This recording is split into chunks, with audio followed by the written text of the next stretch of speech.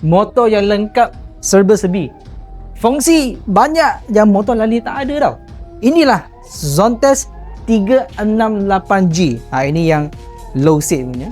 Korang nampak dia punya bentuk memang besar lah, sebab dia punya sisi besar. Yang paling penting dia punya fungsi memang sangat banyak. Korang tengok dia punya bentuk. Jom saya tunjuk dia punya features.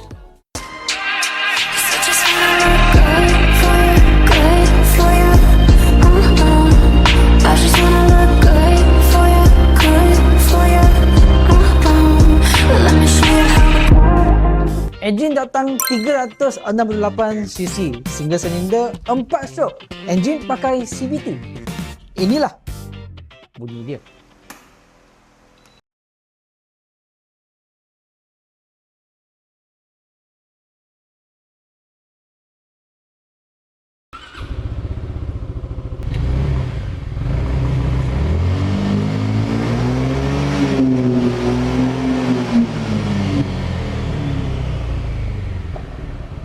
Lampu depan, signal depan semua pakai LED. Guys, yang paling penting motor ni datang dengan spotlight. Okey, spotlight ni kita boleh on off manual.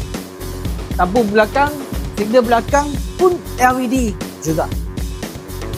Okey guys, saya tunjuk cara kita start motor. Okey, saya naik motor dulu. Okey, sini kita kena pastikan kita tekan ini. Tekan satu kali. Sebab dia pakai keyless triple R tau. Korang nampak dia punya meter. Tapi lambat sikit lah dah buka. Okay, meter ni dia ada 8 inci. Dia memang sangat besar. Meter datang dengan fully digital meter yang ada warna. Okay, korang nampak dia punya button. Okay, ini lampu tinggi. Okay, lampu tinggi juga.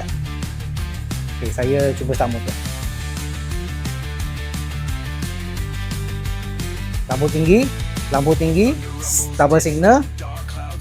Okay, signal on. Okay, ini lampu spotlight. Okay, ini kita boleh adjust dia punya meter kat sini. Ada traction control. Buka seat. Ini apa dia punya starter lah. Lepas tu ini untuk suamkan dia punya throttle. Tadi korang nampak dia punya POV ni. Motor ni punya tank minyak sangat besar, ada 17.5 liter. Okey, motor ni agak-agak boleh pergi 400 hingga 500 km. Okey, dia punya storage bawah ni ada 52 liter. Ini confirm boleh muat 2 biji helmet yang full face.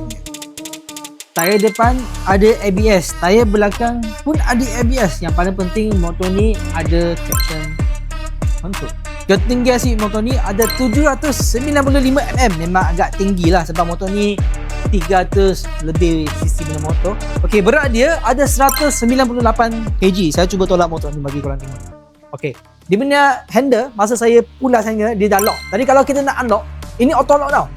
Kalau kita pulas habis dia akan auto lock. Kalau kita nak unlock dia punya handle, tekan dia punya satu kali, dia boleh unlock, barulah kita boleh tolak motor.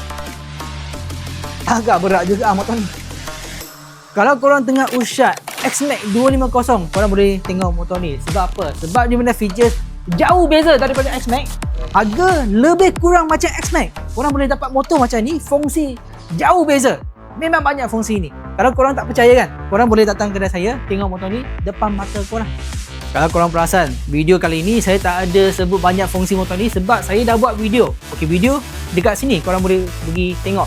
Guys, ingatlah, kedai saya bukan setakat jual motor saja. Kedai saya ada pusat servis. Jadi kalau korang beli motor dengan saya janji kalau motor ada masalah, saya bertanggungjawab sepenuhnya.